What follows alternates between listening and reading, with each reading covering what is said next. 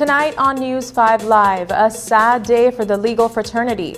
Attorney Oscar Salgado is guilty of abetment to commit murder and is on remand at the Belize Central Prison.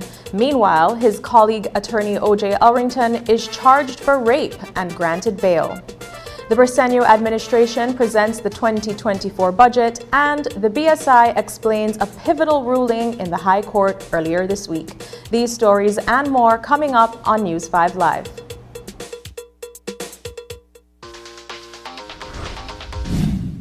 I'm connected.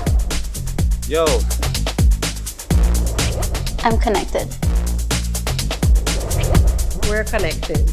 Create the perfect broadband bundle that fits your style with Smart Connect. With the Junior Bundle, get 50% off your national calls and up to 6 gigabytes of data at no extra cost. Get postpaid added for an additional cost of only $25 with the Prime Bundle. Stay connected with unlimited smart-to-smart calls plus 6,300 megabytes of data and free international minutes. For the family, pay $28.13 more and get the Binge Watchers bundle with Netflix. This bundle gives you 4 profiles with unlimited streaming on multiple devices. Visit a showroom near you to sign up and personalize your own bundle combination with Smart Connect. Smart, bringing people together. Watch The Truth of God with Pastor Gino Jennings of the First Church of Our Lord Jesus Christ every Sunday morning at 8 a.m. exclusively on Channel 5 Belize. The Truth of God with Pastor Gino Jennings every Sunday at 8 a.m. on Channel 5 Belize. At Brothers Habet and Habet, we are proud to celebrate Women's Month. This year's theme is Inspire Inclusion, and we want to inspire the creativity of our women breaking barriers in the industry. That's why, for the entire month of March, we are offering all women a special 15% discount on all products store-wide.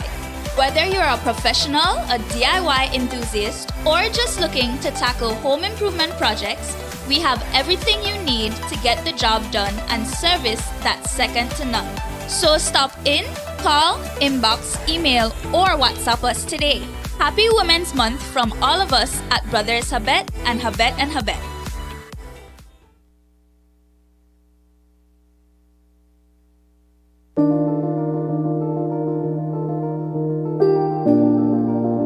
Happy Women's Day to everyone. Annually, March 8th, International Women's Day, is observed globally in recognition of the achievements of women across social, economic, cultural, and political arenas. We use this time to reflect on our progress made, to call for change, and to celebrate acts of courage and determination by ordinary women who have played an extraordinary role in the history of our communities and our beloved country, Belize. International Women's Day has been observed since the early 1900s, and in Belize, we utilize this entire month of March to not only celebrate, but educate, inform, dialogue with women from all areas of Belizean society. This helps us to accomplish the necessary changes that need to be made in our programs, projects, and laws. The theme for this year's Women's Month is Inspire Inclusion, Count Her In. This means that when we inspire others to understand and value women's inclusion, we forge a better world. And when women ourselves are inspired to be included, there is a sense of belonging, relevance, and empowerment. Women must always be counted in. Over the past year, government has made significant changes to improve the women's agenda. There have been changes in legislation, such as the Families and Children's Act, as well as the strengthening of the proposed anti-sexual harassment legislation. The National Women's Commission is now a statutory body, giving it the legal mandate of advocating, promoting, monitoring, and reporting on gender issues in Belize. Empowering women is a big responsibility. but it is also vital for gender equality. Furthermore, society benefits when women are treated with dignity and respect. Women are undoubtedly turning the world's attention on ourselves. It may have been previously impossible, but it is now doable, and we are doing so now. Women are achieving incredible heights and breaking glass ceilings. For example, the increases in women leadership positions and women as proprietors of small, medium, and micro enterprises. Women are joining every field and succeeding in all of them, demonstrating our abilities. But there is still a long way to go. So let us join hands in removing the barriers of negativity and making sure that women's participation will strengthen our society in every way. I want to wish everyone, all Belizeans, especially our beautiful women, a happy Women's Month to all.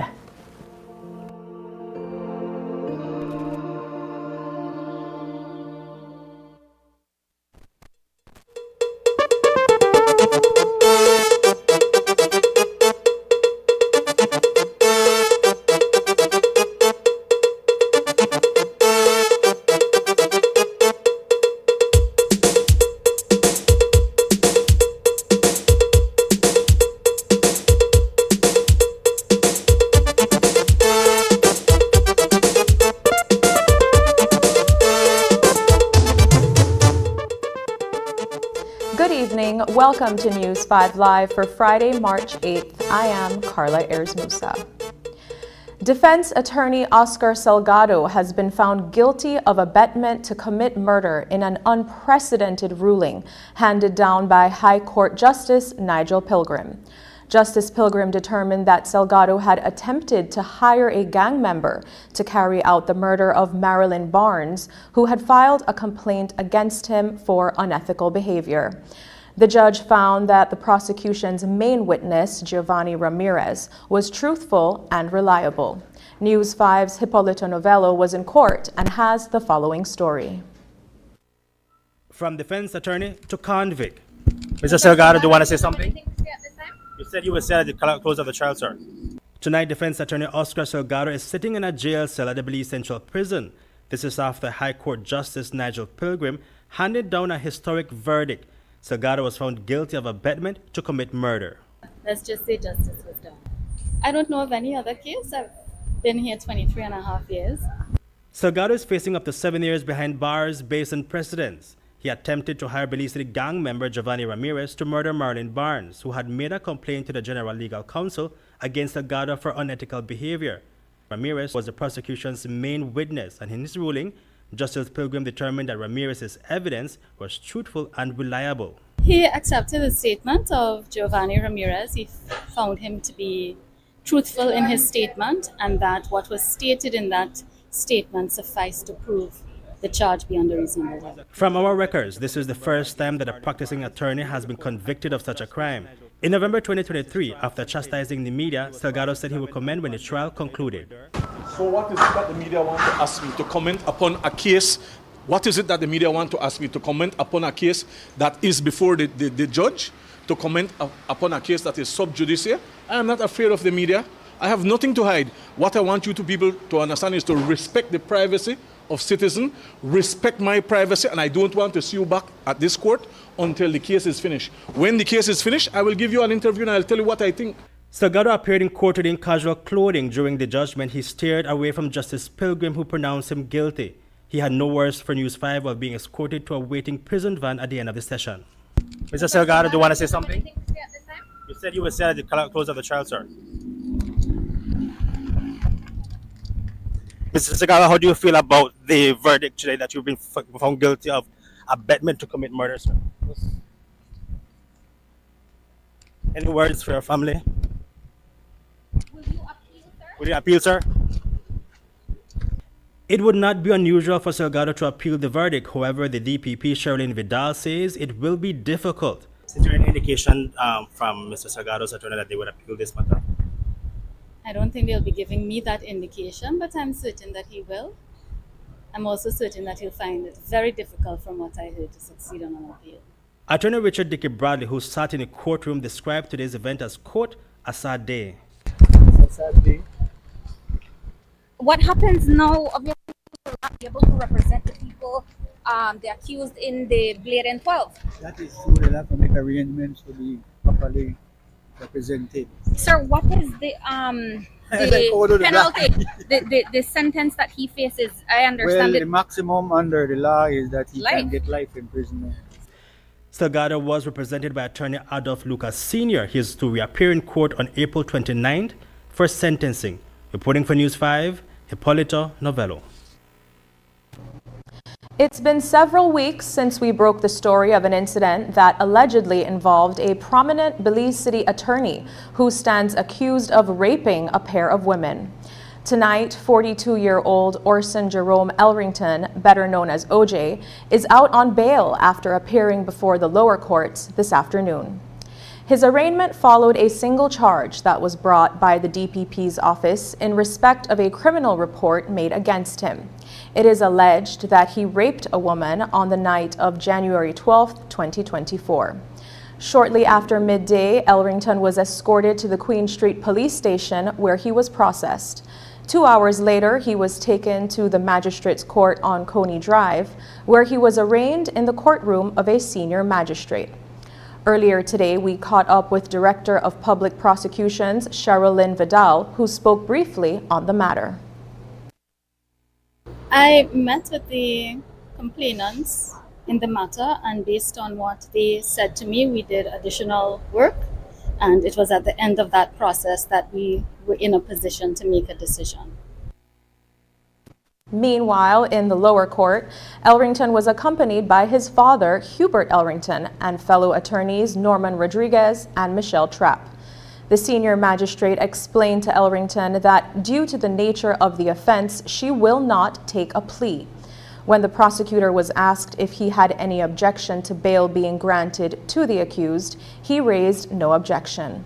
With that, bail was offered in the sum of $8,000 plus one surety in the same amount. The conditions of his bail include reporting to the Belama police station every Tuesday, as well as surrendering his travel documents to the clerk of court. We spoke with Hubert Elrington and Norman Rodriguez following the arraignment. I believe in the system of justice. I believe that it's going to be very difficult for any of them to defeat us in a criminal trial. That's all. Can I ask a question? Yes. We know that the norm here at the court is that persons who are accused and charged with rape, normally there is an objection to bail. Today, there was no objection in court today. And as it relates to the law, tell us how that was. I wasn't in court when that was gone through, so you have got somebody who was there. As it relates to the bail, yes, tell us. There was no objection. Okay. And if there is no objection, then we really have nothing much more to say. Okay, but as it relates to the law, does the offense of rape, does it appear as one of those offenses that the court can or cannot grant bail? It is not listed in section 16 of the Crime, Control and Criminal Justice Act. As a result of that, the magistrate can grant bail, and she did. Tell us a little bit about the conditions to his bail. It's the usual. He has to sign in once a week. He must stay or not come within a certain distance of the virtual complainant or any of the prosecution's witnesses. He is to surrender his passport, and if he needs to leave the country, he has to get permission from the court. It's normal. One other thing, we know that since January and the allegations were made, there were issues. Are you surprised today that such charges was levied against a known attorney? You can never be surprised, and I can say in a kind of a non-serious way, you can never be surprised because the police may or may not have needed to investigate further, but they chose to do it that way. but also you have to consider the learned Madam DPP who has to review what evidence the police may bring in the statements that are recorded and make her decision. That's the second reason. An accused murderer is a free man tonight after a Crown Counsel in the DPP's office failed to show up in court.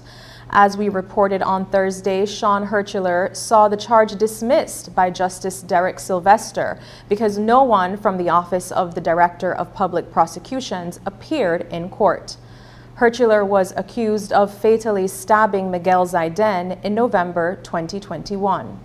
Prior to that charge, he was sentenced to 20 years in prison for a previous homicide. So the man who was once sentenced for murder and charged with another is now a free man. So whose fault is it? That's what we asked the Director of Public Prosecution, Sherilyn Vidal, today. Yes, some time ago that file was assigned to a particular counsel, and that counsel did not show up to work or to court yesterday, and that matter will be dealt with. I don't want to speak any further on it. But the murder charge that has been dismissed, right? That was the indication from the marshal, yes. He's basically a free man. At the moment, yes. He can't be charged with the same crime again. We will make a determination as to how we are moving forward. Ultimately to blame here, basically no one from the DPP's office sent. Is it you to blame? No one got to be before the court from your office. You've all been here. When I have matters, I show up, don't I? Insubordination from your staff. I know we had issues between you and them in the past and the Attorney General's office. Indication of outgoing intentions in the DPP's office. As I said, it will be dealt with. There was a counsel who should have appeared to conduct that trial yesterday, and that counsel did not appear, and that was the consequence. Anne P. Doem is the 63-year-old American woman who the High Court found guilty of cruelty to a child earlier this week. Doem was remanded to the Belize Central Prison after a 9-member jury unanimously found that she neglected her adopted daughter, 13-year-old Faye Lynn Cannon, who ultimately died because of that neglect. She is expected to be sentenced on Tuesday, March 14th. Doem may also be facing additional criminal charges. The Director of Public Prosecutions, Sherilyn Vidal, told News 5 that based on what was revealed during the trial, her office will be pursuing additional charges against Doem. Yes, Anki Doem was convicted on Monday of cruelty to a child. Unfortunately, during the course of preparing for that case and prosecuting that case, a lot more came to light, and it may be that further action may be taken against her in the coming months. It may be. Is your office looking for the maximum penalty of sentencing in this case? I don't think in the circumstances she will get the maximum penalty, but we're certainly looking to a custodial sentence. What's the maximum sentence that she can do? 10 years. The Caribbean Court of Justice today dismissed an appeal brought by Nevis Betancourt.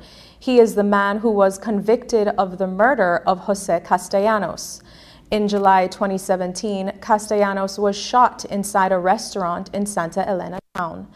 Betancourt was subsequently indicted and tried for murder. He was convicted and sentenced to 20 years in prison. The Court of Appeal dismissed the appeal and affirmed the conviction.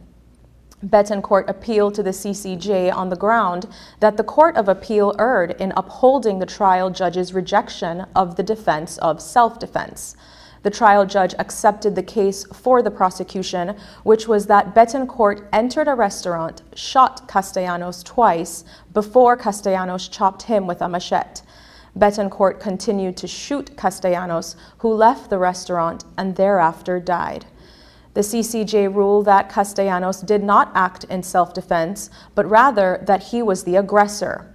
The Crown was represented by the Director of Public Prosecutions, Sherilyn Vidal.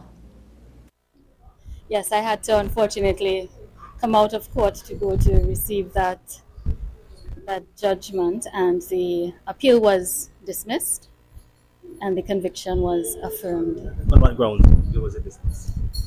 Their argument was that there was a third version of events that the trial judge had not taken into account, and so there was a resulting miscarriage of justice. Our response was that there was in fact no third version, because on the facts that the trial judge accepted, she had already found that he was not in fact acting in self-defense. He was the aggressor, and the court found favor with our arguments. Coming up, will PM Briceño call general elections early?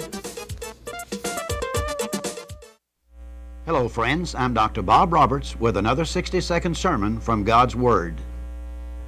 The Bible says, "But I would not have you to be ignorant, brethren, concerning them which are asleep, that you sorrow not, even as others which have no hope." Hope is a wonderful asset to possess. Hope is wonderful to have when one receives a bad report from a doctor, when one loses their job, or when financial reverses come.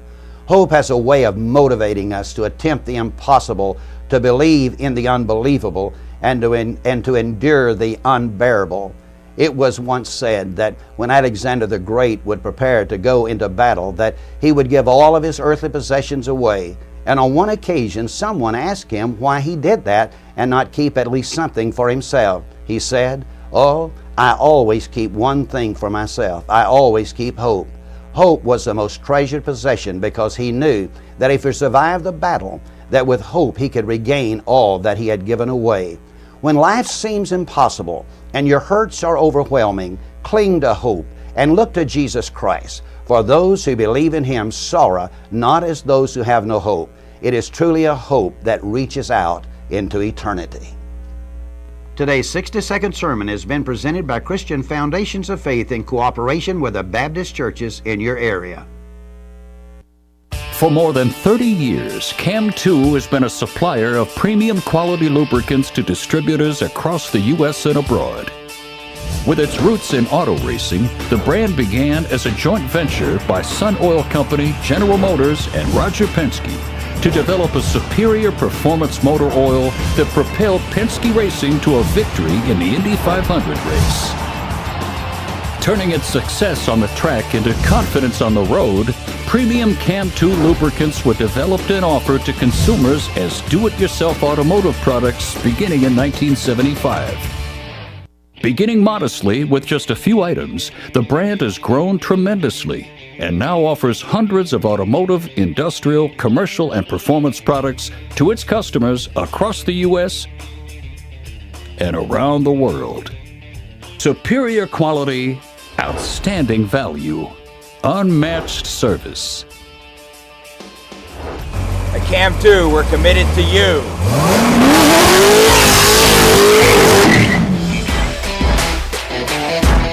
Available at your CAM2 distributor in Belize. Enrique Martinez & Sons Limited, 2 miles, Philip Colson Highway, Belize City.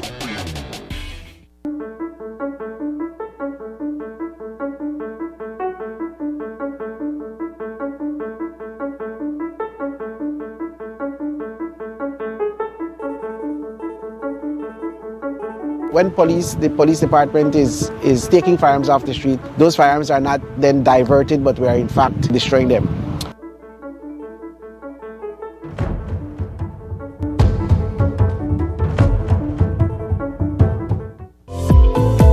Unwrap the joy of crystal clear picture and sound from Iowa, the brand that offers you affordability and exceptional quality. Iowa has a wide range of exceptional products to choose from, such as TVs, speakers, headphones, home appliances, and much more at affordable prices that won't break the bank. Enhance your audio-visual entertainment experience with Iowa, and for your convenience, parts are readily available in country for hassle-free maintenance. You can find Iowa products at your local electronics store countrywide. Choose Iowa, the best in home entertainment and household appliances.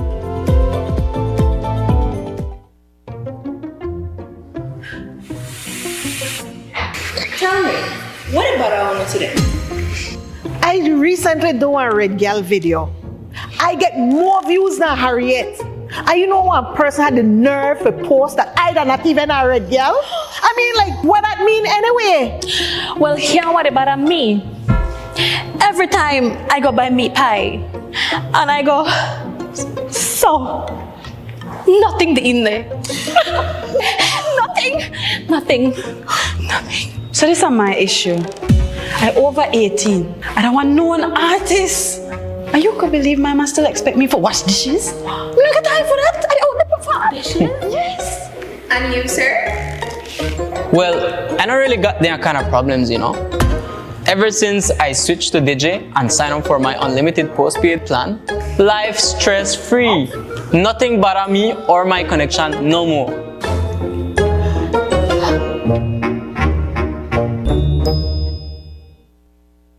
Two teams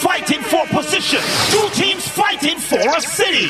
Only one can prevent. Defenders don't frighten of nobody. Belize City, your high-octane, sharp-shooting, high-flying Belize City Defenders returns home, boasting a 4-0 record and are hoping and eager to serve up a loss to their intercity rivals, the Venice Hurricanes. Muy Uno Resort and Old Capital Sports get set to bring the biggest Friday Night Lights episode of this 2024 BEPL season. And it goes down this Friday, March 8th, inside the Belize City Civic Center. Fans, look out for major giveaways like resort stays courtesy Muy Uno and our big halftime 1, 2, 3 cooking oil challenge for not 1, not 2, not 3, but $4,000 in whole hard cash. Don't miss it. Sponsors.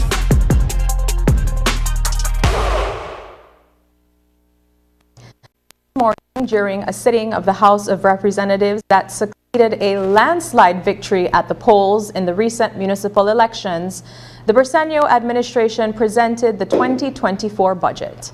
It's another billion-dollar financial plan that is expected to be implemented as of April 1st, the start of the new fiscal year. Prime Minister John Briceño broke down the budget into recurrent expenditures, including government's massive wage bill, goods and services, as well as debt servicing. A total of $1.604 billion is proposed. Of this sum, approximately $1.1 billion will be recurrent spending covering wages, pensions, goods and services, subsidies and transfers, and debt service interest costs. In addition to recurrent costs, $430.7 million is programmed for capital investment during the new fiscal year, of which some $146.5 million are so-called Capital 3 funding drawn down from the various loans and grants already approved. $130 million is the amount projected for amortization payments. That is the repayment of principal on loans already contracted. The primary surplus is projected at $30.6 million, or 0.46% of GDP, while the overall deficit is projected at $85.842 million, or 1.3% of GDP. Let me put this in perspective for all of us to better understand the purpose of each dollar government spends. 30 cents of every dollar will be for the wages of public officers. 7 cents of every dollar for public officers' pensions. 18 cents of every dollar for operational costs to government, such as utilities and transportation. 7 cents for interest on loans. And the remaining 27 cents for capital expenditures, which includes the funding of all projects and programs undertaken by government.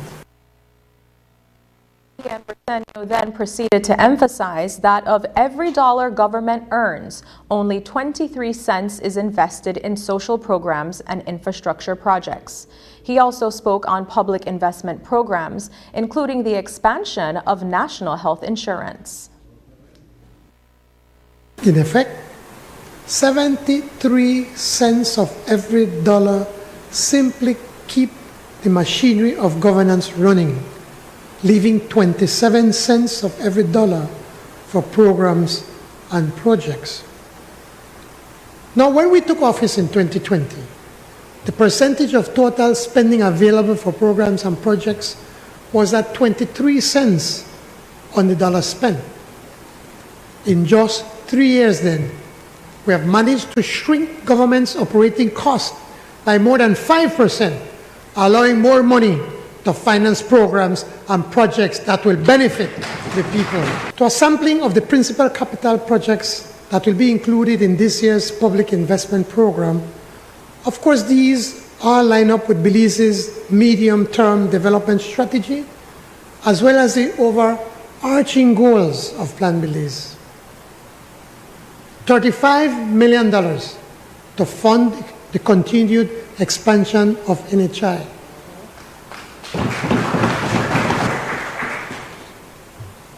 $3.5 million for hemodialysis support programs. $21 million to help fund the growing payables related to UDP land acquisitions. $10 million for the repair and maintenance of major highways.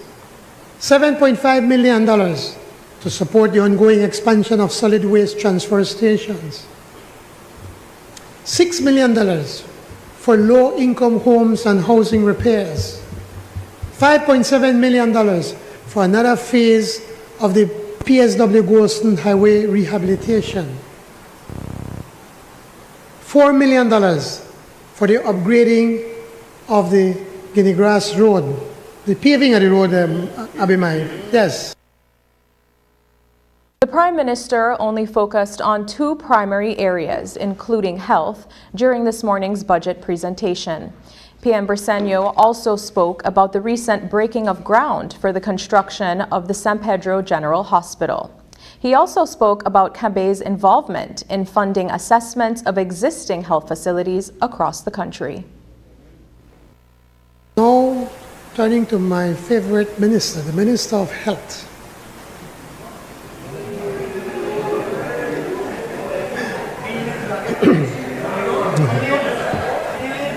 Turning now to health and wellness. Among the highest core priorities of this administration is the provision of health and wellness care and services.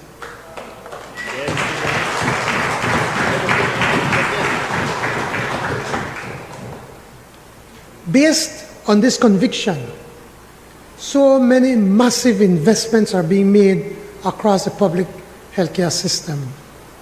These investments include, for example, Cambe's funding of a modernization assessment of hospitals in Punta Gorda, Arinjoactong, and Belize City. This needs assessment will be followed by project financing to implement the modernization projects.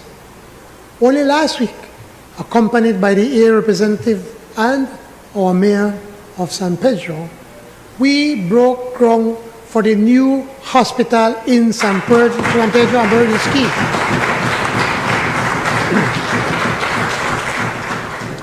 How many times did we vote the money in the National Assembly? Former Deputy Prime Minister could remind me, we bring this about 3 times in the budget that we're going to build, but it was never built.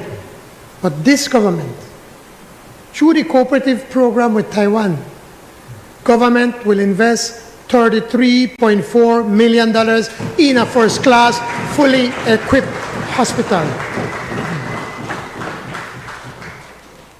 As the saying goes, then talk, we work. That's right.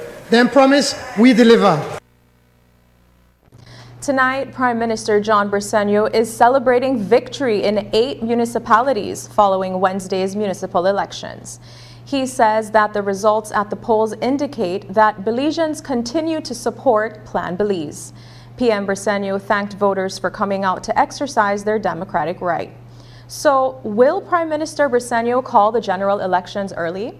Here's what he told us. Certainly, I think I need to start off by that I'm humbled by the results. I was quite optimistic. I was out campaigning all over the country, and I was feeling, you have a sixth sense after a while, and I felt that we were going to win, and that we were going to do well.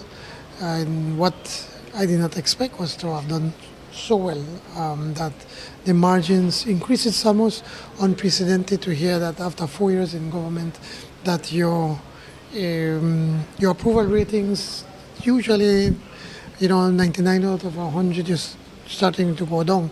In this case, we improved the approval ratings from the people, because we won by an even bigger margin than what we did in 2020 and 2021. So I was humbled by that, but at the same time it comes as a great responsibility, because then it means that the people are going to expect even more work from us. And it's something that we take seriously, and we expect to continue to work very hard to be able to deliver to the Belizean people. With the success of municipal elections, will this prompt you to call early elections now, General? No, we're not going to call elections. This election is slated for 2025, and so no, there's going to be no elections in 2024. The data from polling stations across the country from Wednesday reveals that voter turnout among the youth demographic was significantly low. Prime Minister Briceño was asked if the figures are a sign that youths are disenchanted with both major political parties and are not buying into their ideals. He responded by saying that the voter turnout among youths has consistently been low. Let me put it this way. That has always been the case. Why is that? All the time. Because young people, in many instances, they're not thinking about a mortgage, they're not thinking about what government is doing, they're concentrating in schoolwork, their social life, or concentrating in trying to get settled up in their work. That has been not only Belize, all over the world. It takes time for young people to really start to get engaged. I mean, if even my sons who live in a political family, they go to vote. Yes, they support the PUP. Of course, they support me. But they would not be keen in discussing what government is doing, unless if they hear something and say, well, hey, Dad, is this true? That is normal everywhere. When you see the numbers start to go up, once you see the hit of 30 years and above, you see that people start to become more concerned about government. Why? Because now they have a family, they have to make sure that their children could go to school, they have to make sure that there's hospitals, that they could get scholarships, that they could get a decent job. They have to see that the government is not wasting their money and that they're not increasing taxes. These are the things that happen as you become an adult, and that's normal everywhere. We hit, certainly I think our Tongue had probably one of the highest, but almost 64% people turn out. But the point is that our people came out to vote. It is the opposition. Their supporters are disheartened. They do not like what they're seeing within their party, so they chose not to come out. So if they don't want to come out, that's their problem. That's not my problem.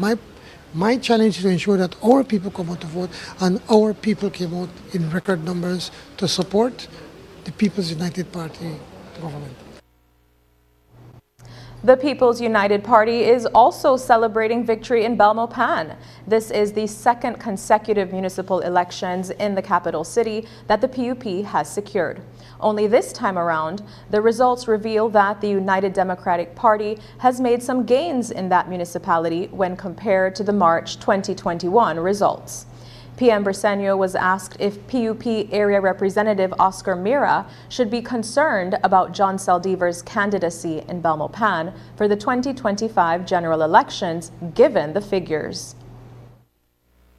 Well, if that is the case, we also in Orange Central, we lost some ground, because the last time we won by about 85% and this time we won by about 83%, so we lost some ground. I think that it's much ado about nothing. Belmopan, we won convincingly, and that's what is important. Also, to make the point that when it comes to Mr. Saldivar, I think that he was probably a part of the reason of why the people rejected the UDP candidates here in Belmopan, because he made this campaign as a referendum on him, and he got Well, no, I think he knows exactly how the people of Belmopan thinks about him, that his days are over and that he should retire and try to find a job. Because the people do not want his kind of leadership. I believe, I'm very confident that that Mr. Kawich will do an excellent job as mayor. He's not combative, he is humble, he's working, he's liked by everyone, and he'll be reaching out to everyone. And he immediately has demonstrated that when he reached out to the area representative, because it was no secret that the area representative was inclined to support another candidate. But they put that aside, and decided that they have to work in the interest of the people of Belmopan.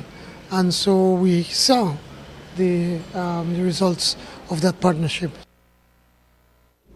After the break, attorney says GOB's attempt to strong-arm BSI failed. But first, here's the weather update with data from the National Meteorological Service.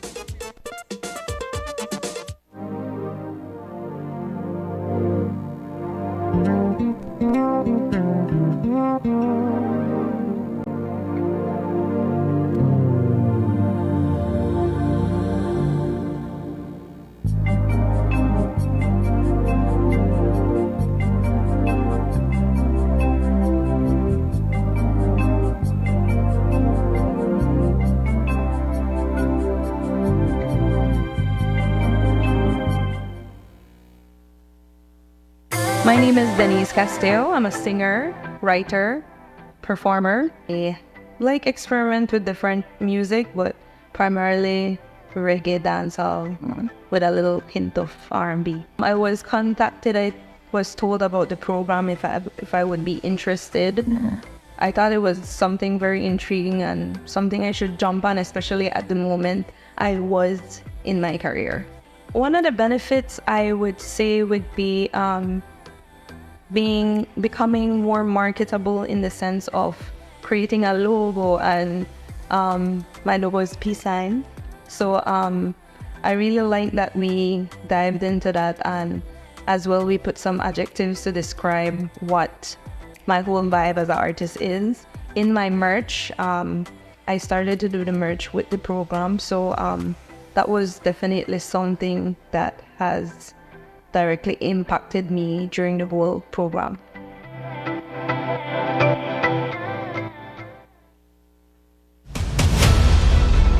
Isani Cayetano, Marian Ali, Paul Lopez. Your News 5 police teams do whatever it takes. Go wherever they need to go, so you can catch the story wherever you are, whenever you want, on whatever device. Channel 5 believes on television, Facebook, Instagram, and YouTube, because news is now everywhere, all the time, and so are we.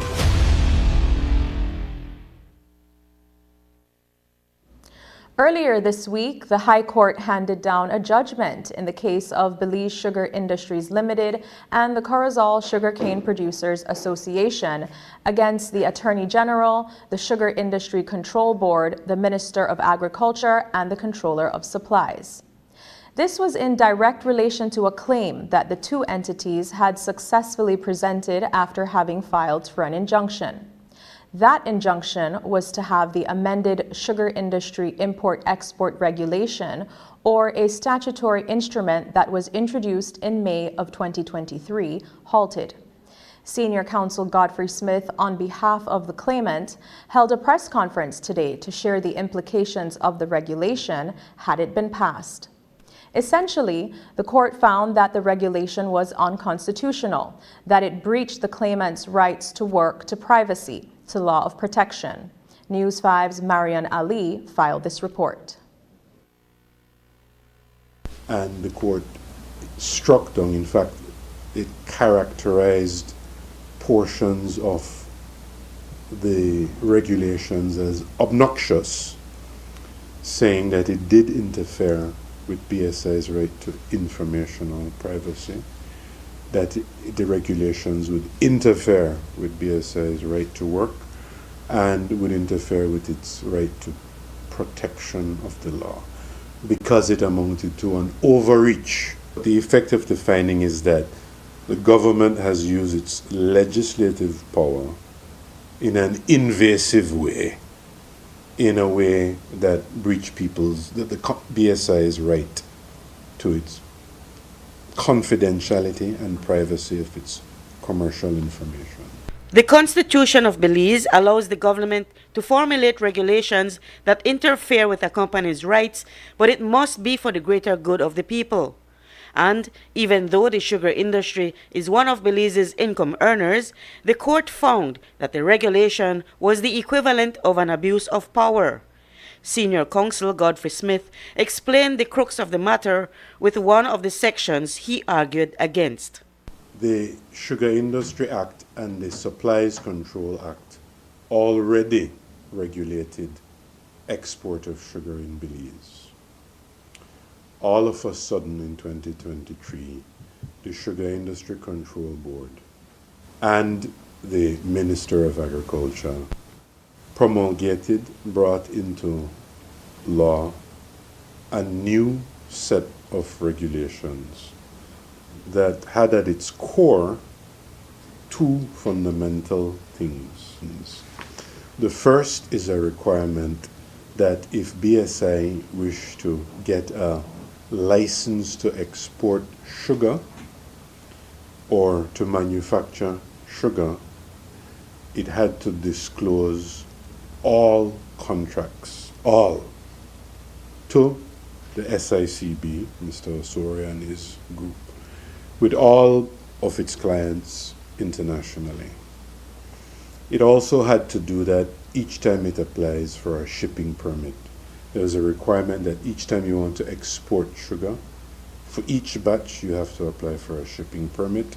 And if you haven't made those disclosures, you will not get a permit, or you will not get your license, or your export license can be revoked.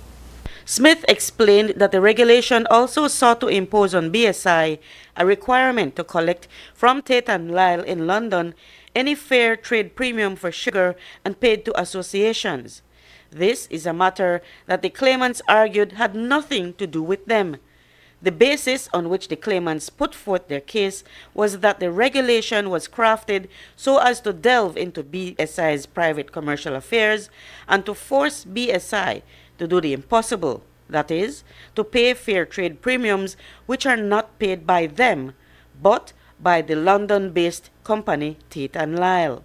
Smith shared his candid view that the government abused its authority when it formulated the regulation. That piece of regulation was a clear, naked attempt by SIC and the Ministry of Agriculture to strong-arm BSI and force them to do what the law doesn't allow.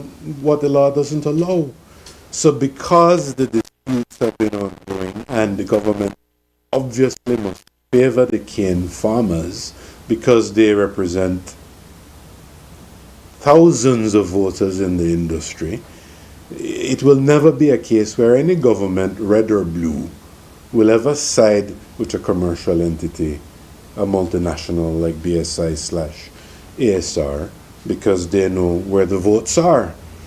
And for that reason, they were prepared to use their sovereign legislative power in a heavy-handed, ham-fisted way to compel something that they were not entitled to compel.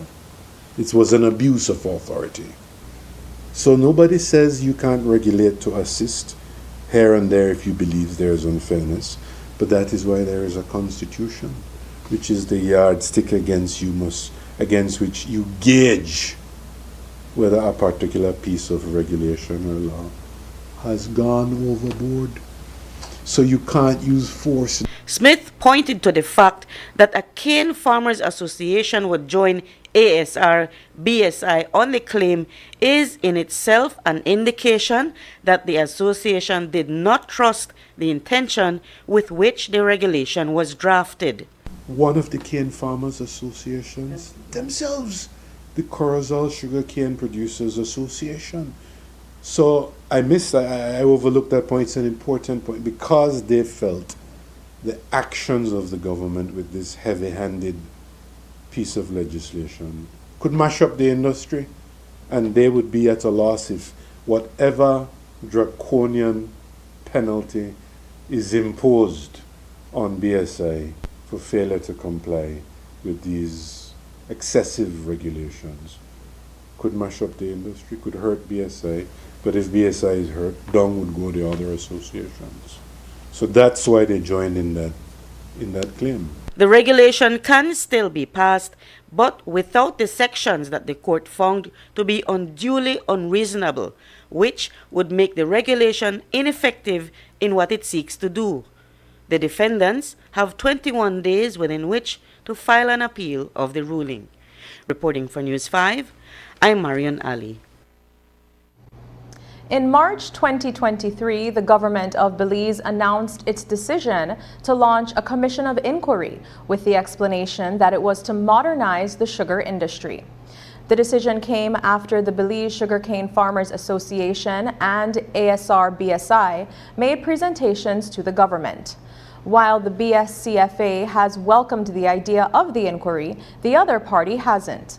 Today, the attorney for ASR-BSI, Senior Counsel Godfrey Smith, told reporters that he views the Commission of Inquiry as having the same overreaching purpose and intent as the amended Sugar Industry Import-Export Regulation. I view this intended Commission of Inquiry in almost the same vein as the just struck down regulations. The regulations claim to be innocuous, simple regulations for regulate the industry.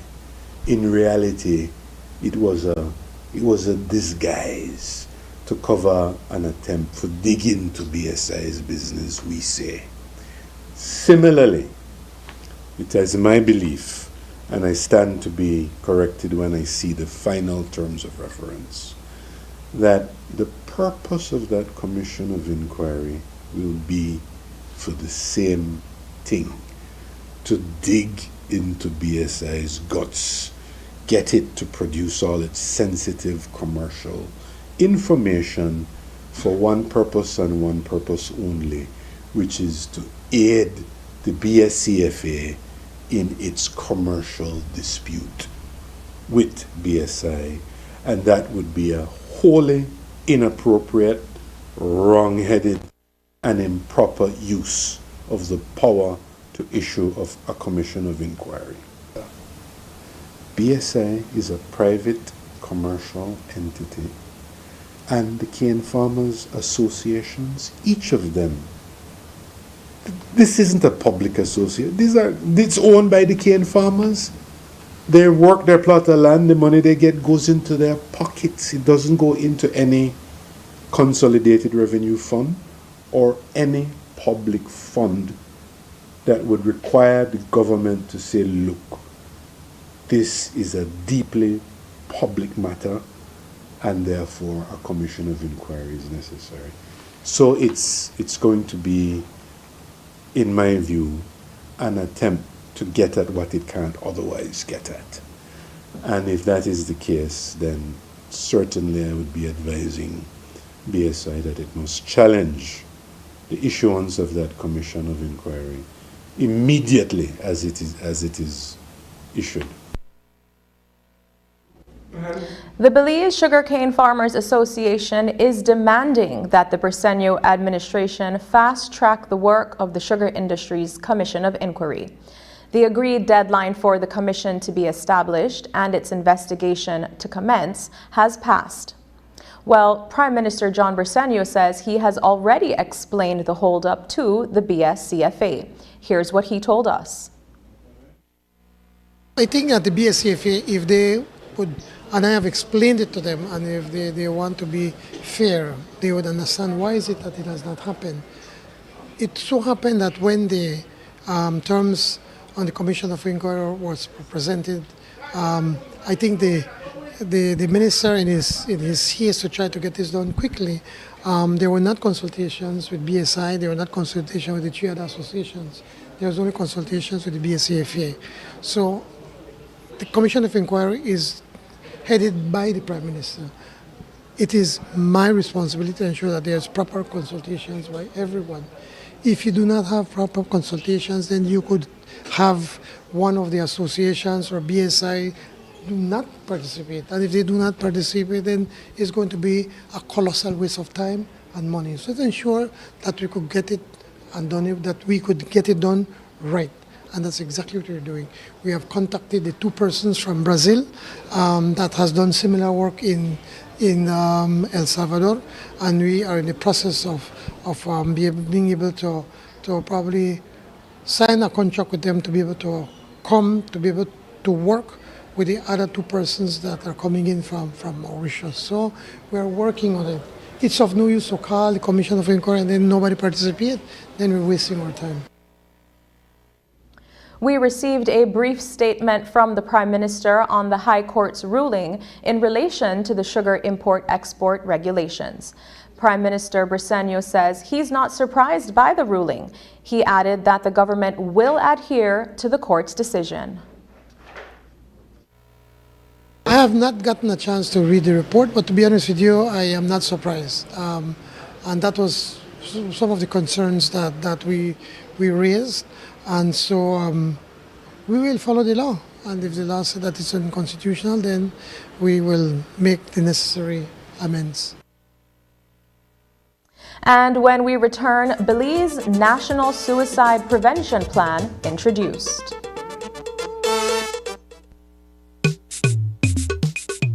So the doctor has given me 5 days off. How do I get paid from Social Security? This is how Social Security works for sickness benefits. First, you must check that you qualify. You must be employed when you got sick. Have made 50 paid contributions. Have made 5 paid contributions within 13 weeks immediately before getting sick. To ensure that your processing goes smoothly, be sure to complete and submit your claim form within 14 days of the first day of illness. Thanks, I get it now. Visit our website or contact any of our offices to have someone assist you. Also, be sure to visit our Facebook page and give us a like to stay informed. Social Security Board, safeguarding you, your family, your future.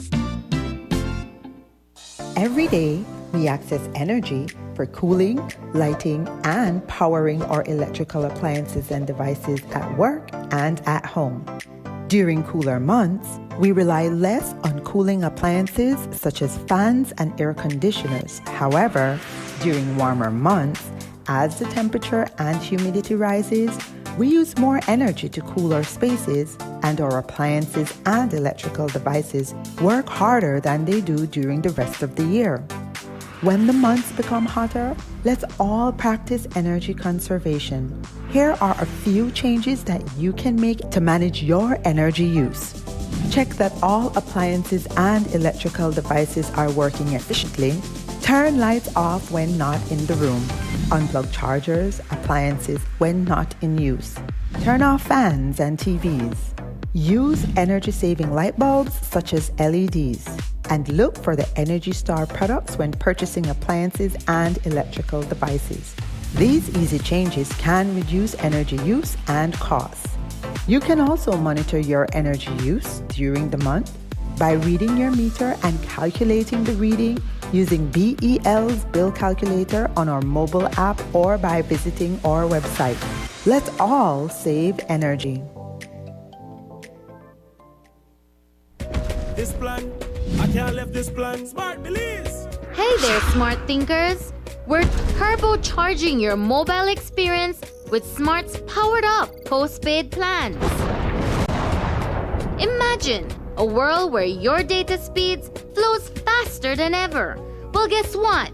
We've cranked up the dial and unleashed the postpaid power of Smart's lightning-fast LTE data on all our postpaid plans. That's right, no speed bumps, more data.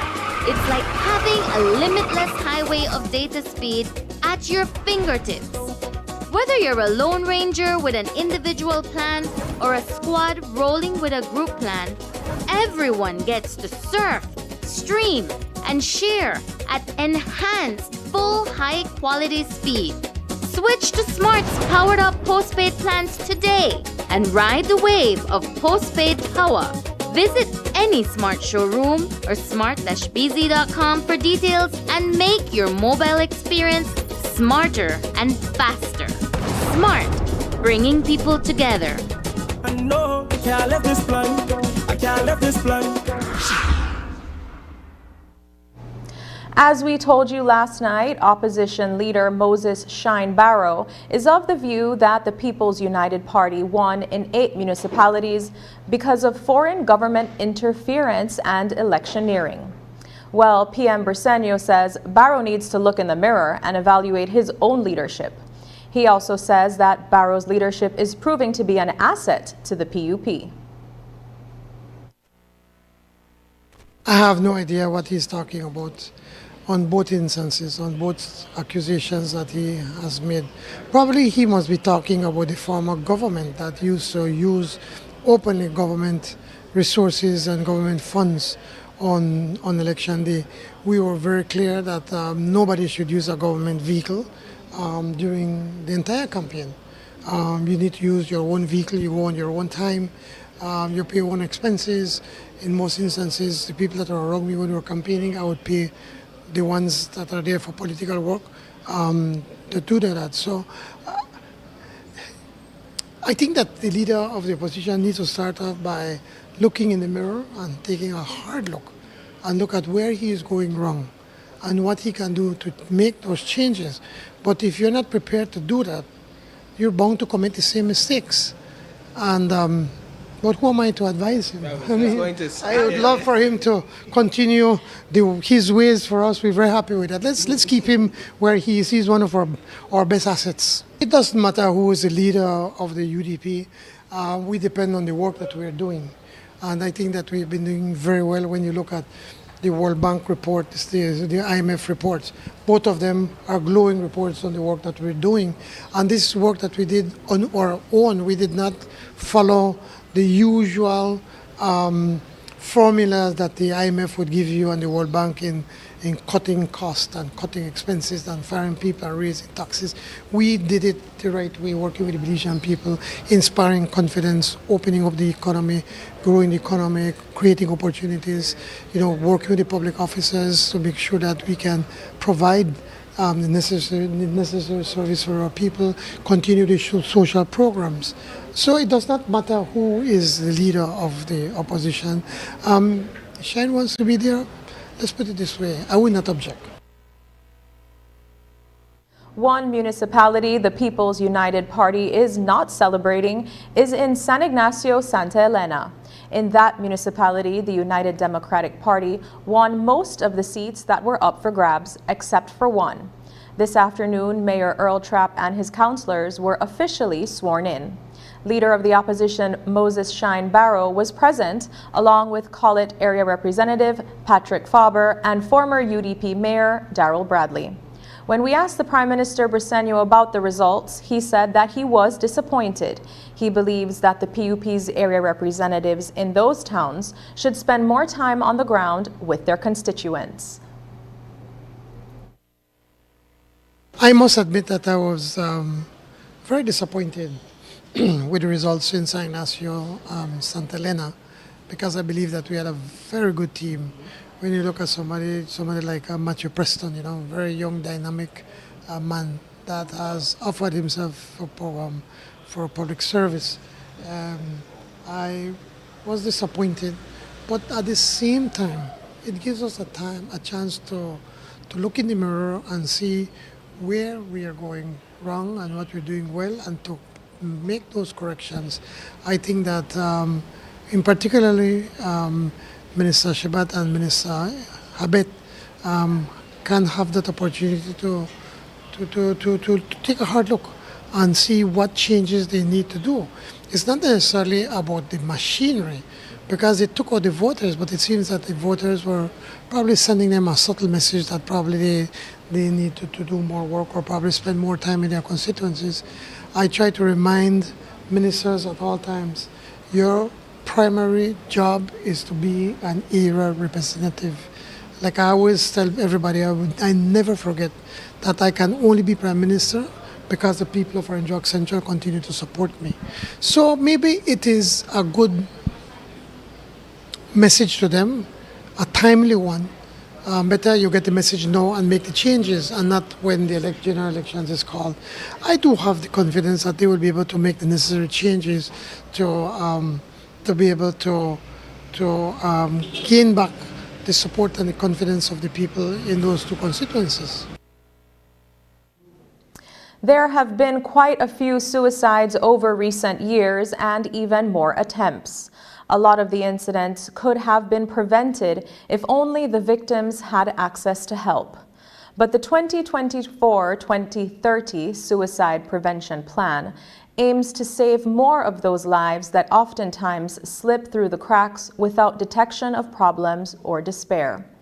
The document outlines a multi-sectoral approach that addresses the underlying risk factors that contribute to suicide, including mental illness. It addresses suicide behavior, trends, suicide attempt, and self-harm, as well as protective factors and overall goals and objectives of the plan. Today, News 5 spoke with Krista Courtney, who heads two key organizations that work to prevent suicides. She explained that the Mental Health Association and Mind Health Connect work in their own different ways to offer important information of where to go for persons with suicidal tendencies and their families. The Mental Health Association has been in existence for a very long time. Back in 1997, we were instrumental in getting suicide decriminalized. So we're a policy advocacy organization, also, of course, constantly advocating for the reduction of stigma, the increase of services, appropriate care. One of our major projects is running the Welcome Resource Center, which is like a daycare center for persons who are homeless or who subsequently also have some mental health disorder and need daycare. We have shower facilities. They participate in making their meals. Again, trying to make sure that they can live with a little bit of dignity and participate in their own care. We coordinate services for people who might need additional support with any of the polyclinics to make sure that they're getting access to the services that they may need. Mind Health Connect is a more recent NGO, I think in the last maybe 7 or 8 years. One of our major projects is a website, mindhealthconnect.com, that seeks to make sure that every available mental health or wellness resource that is available in Belize, both private and public, are listed all in one place. Everybody nowadays has their own device, they have data, they access the internet more than any other tool. And so we wanted to make sure that reaching out for help is more easily accessible. So after creating the website, which is supposed to be a comprehensive sort of list of resources, as we augment those resources, then services are added to the site. But for people who are interested in getting help but don't know who to ask, don't know how to access care, all of the PNPs that he mentioned are listed there, all of the clinics that are both public and any private mental health counselors, for instance, who work in private practice. All of them are listed there so that people can access the help. We also have a phone number. It's not a hotline per se, but people can call and ask us for direction if they're not sure where to go or how to access care. This morning, the 27th annual Belikin La Ruta Maya Belize River Challenge commenced with much fanfare in the twin towns of Santa Elena and San Ignacio. Over the course of 4 days, 67 paddlers will compete against each other and the currents as they race 180 miles to Belize City's Belcan Bridge on Monday. This year, hundreds of supporters eagerly await to see who will take home the prize in the event that is recognized for its ability to bring people together. News 5's Brittany Gordon reports. This morning, the twin towns of Santa Elena and San Ignacio were alive with activity as people from all over the country gathered to secure their spots on the banks of the Macal River for the perfect view of the 2024 La Ruta Maya River Challenge. This year boasted a large turnout as 67 teams would be vying to be the first to cross the finish line on Monday. The race began at its usual starting point, at the Hawksworth Bridge in San Ignacio, where it journeyed down the Macal River to Banana Bank. Among this year's competitors are returning champs, slim and trim like Guava Lim, who stated that they were feeling the pressure. So you guys are the returning champs. How do you feel about that? Well, we feel proud and pressured, right? Because, they will want to win us and we have to try to defend it. Are you confident that you and your team will be able to pull it off today? First God, yes. Fellow Guava Lim team member Andres Cab stated that they have put in about 4 months of training and plan to recite a prayer before the race to prepare. Oh well, right now we will do a prayer, and then we'll get in the water,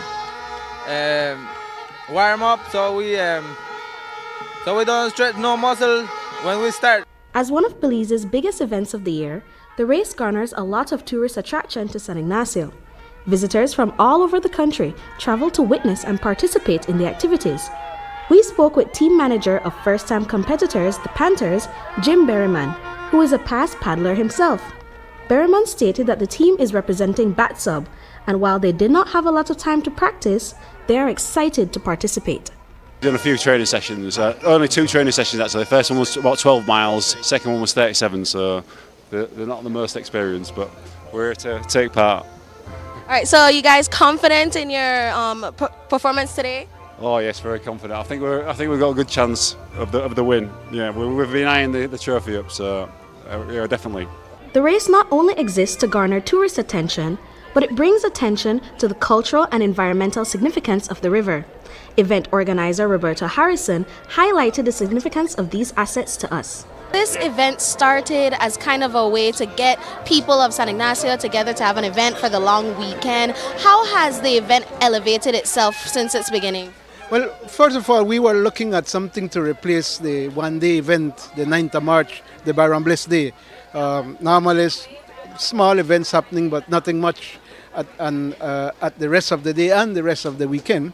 So we coined the idea of putting something that would be more than just San Ignacio.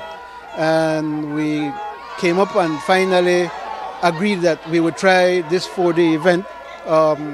It's been a very trying thing over the years, because initially we looked at promoting not only the race as a sport, but looking at the culture, the different communities along this river. There's a history behind this river. Harrison explained that there are several key factors to consider when highlighting the importance of the river: historical, environmental, and cultural. It was the business highway for people from San Ignacio to Belize City and Belize City to San Ignacio. We look at the environmental side, because then and now there's quite a bit of difference in the banks of the river. So we wanted to look at how we can promote or create that awareness to replenish some of the green in the riverbanks. And we also look at the historical aspect, because again, history has it that this river was used by the Mayas to transport food from up Belize down or down Belize and up to San Ignacio. We looked at the communities themselves during the logging period, where we knew that those communities were significant on how the goods were transported up on the river. So we look at the race in 3 parts: environment, history, and the culture of the river itself. Typical for the race is the overturning of canoes, as paddlers battle with the currents rushing against them. One team that encountered this setback was the Belize Coast Guard, which still managed to place 3rd, despite the initial drawback at the start of the race. We placed the top 3 today. Unfortunately, we had a bad start, and that's the consequences of a bad start, right? But as a team captain, my job is to keep the motivation high in my boat, so that we managed to pick up back a momentum and start closing back the gap on the other teams. And today was one of the hardest days ever in my years of paddling La Ruta Maya, right? We really worked hard today. I mean, maybe if we had a little more time, maybe we would have closed the gap a little more. But yeah, that's a part of the race. We still have 3 more days, and anything can happen in a race. The race ended with a close call as returning champs Guava Lim finished with a 0.5-second lead over Team Lucas Oil Mail, which encountered an obstacle just before the finish line. We checked in with today's victors post-win for an update. So, you just finished the race and you came in first place. How are you feeling? Well, first of all, I want to give thanks to God and that have given the opportunity to win the race. And we are feeling tired, but we are feeling tired but happy at the same time. Do you feel that this win has eased some of the anxiety as the returning champs? Well, I guess so. Like we won today, so tomorrow maybe will be a better day for us. The feeling of the paddlers may be mixed, but the race has only just begun, and that coveted title is still up for grabs. Brittany Gordon for News 5. Up next in this week's episode of The Bright Side, Victorious Nazarene is more inclusive.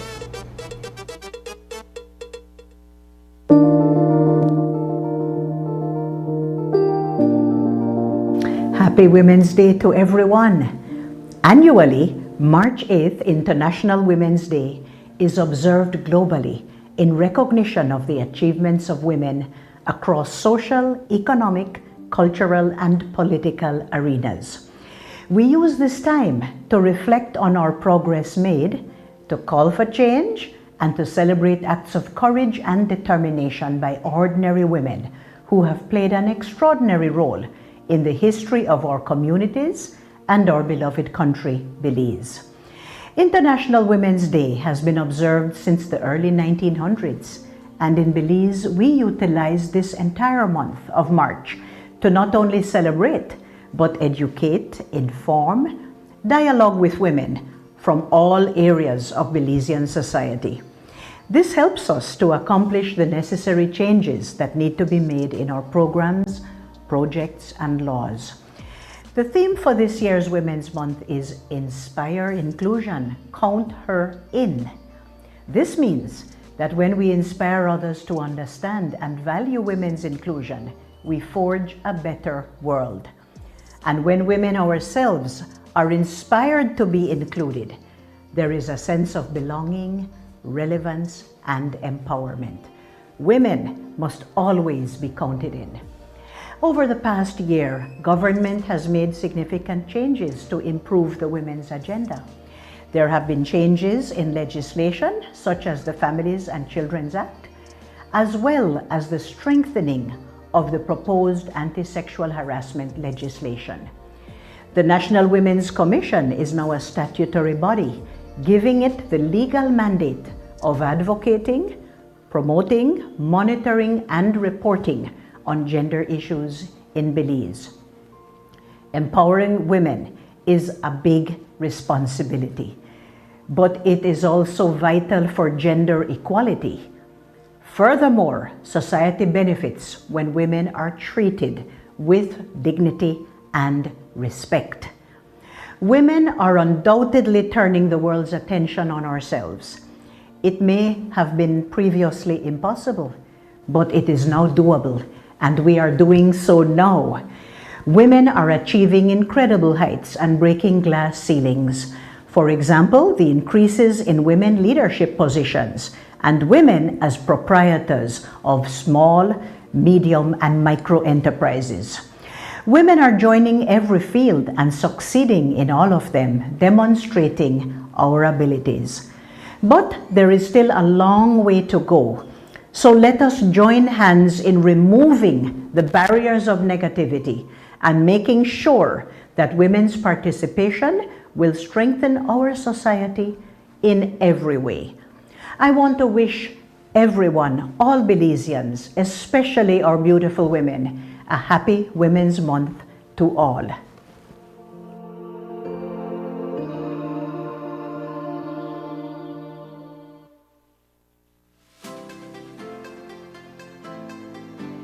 Discover a shopping experience like no other at the V Department Store. They carry a vast array of products at unbeatable prices. Elevate your shopping journey with affordability, diversity, and accessibility at the V. Conveniently located at 1745 Coney Drive in Belize City. This plan, I can't leave this plan. Smart Belize. Hey there, smart thinkers! We're turbocharging your mobile experience with Smart's powered-up postpaid plans. Imagine a world where your data speeds flows faster than ever. Well, guess what? We've cranked up the dial and unleashed the postpaid power of Smart's lightning-fast LTE data on all our postpaid plans. That's right, no speed bumps, more data. It's like having a limitless highway of data speed at your fingertips. Whether you're a Lone Ranger with an individual plan or a squad rolling with a group plan, everyone gets to surf, stream, and share at enhanced full high-quality speed. Switch to Smart's powered-up postpaid plans today and ride the wave of postpaid power. Visit any Smart showroom or smart-bz.com for details and make your mobile experience smarter and faster. Smart, bringing people together. I know I can't leave this plan. I can't leave this plan.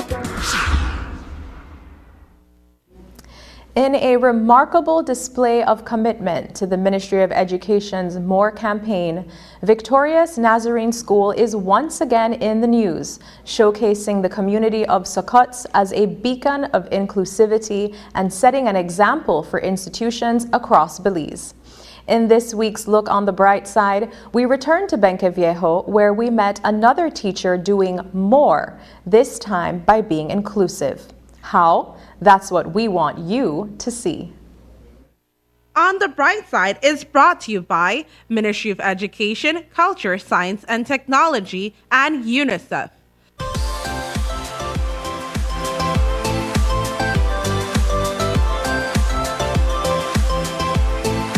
Victorious Nazarene School has been redefining education, breaking barriers, and leading the charge in the Ministry of Education's More campaign. In our initial story, we shared how this rural school uses artificial intelligence to teach programming, a sophisticated aspect of computer science. This time around, however, we stopped at a classroom where we met Charisse Sabal, a teacher engaging her students in sign language. She took on this initiative when she learned that she would be teaching a student with special needs. I had no idea that I had a student that couldn't talk. So when they told me, I said, now what will happen? Because I don't know sign language. So from then we had to put different things in place to make sure that he gets everything that he needs from me, and he's included in every subject that I teach here. I'd rather see than be one.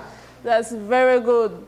Sabal's commitment to inclusivity is not only evident in her words, but in the vibrant classroom atmosphere that she has cultivated.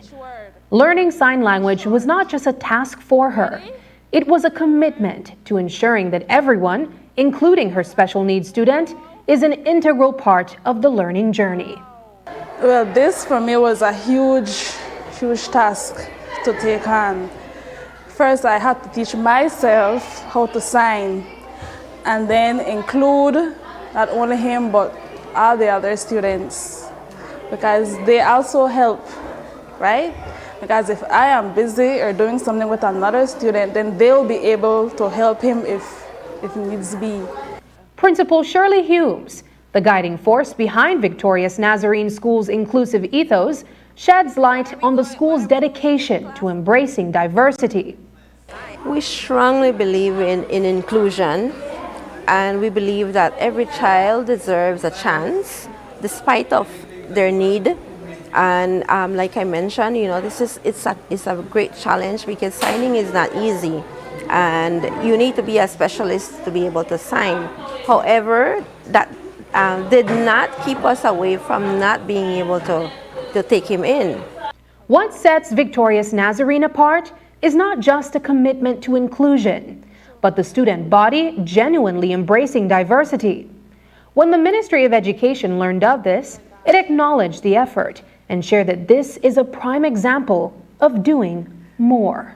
That sort of inspiration is really what moves me, and I think it's what moves our team at the Ministry of Education. That's why Be More Inclusive is one of our core pillars under the More campaign, because to show that you have that level of consideration for someone else, that you will go beyond what is expected, it really doesn't diminish your capacity. You're thinking more of someone else and you're building your own capacity. That teacher and those students have learned way more than sign language. They have learned to be better human beings. And that's what we want. We want them to be more for Belize. I never saw a purple cow. Very good. Again. That remarkable revelation unfolded not only through the teacher's enthusiasm to making life easier for the hearing-impaired student, but also through the commitment of his classmates, who eagerly embraced the challenge of learning sign language. What was your reaction to seeing the other students embrace learning sign language to communicate with their classmates? Well, in the beginning, it was very surprising because when I would sit back and I see them doing the little signs to him, I was like, wow, I don't know you guys know how to, But it was very surprising for me. It was a great feeling. And then again, that motivated me more to teach them more so they can communicate with him more. And that's the beauty about Victorious Nazarene. Our students embrace children no matter what their condition is. And that's what I've seen from his classmates. They embrace him, they help him along, and that has been the reaction from the students ever since preschool. They have been there, and I must say there are even parents who have sent their children with him to signing class to be able to help him out. Looking on the bright side, I'm Sabrina Daly. On the Bright Side was brought to you by Ministry of Education, Culture, Science and Technology, and UNICEF. And that's the news. Tonight's broadcast is available at channel5belize.com on both our Facebook and YouTube. I'm Carla Ayers Musa. From all of us here at News 5, have a happy and safe weekend. Good night.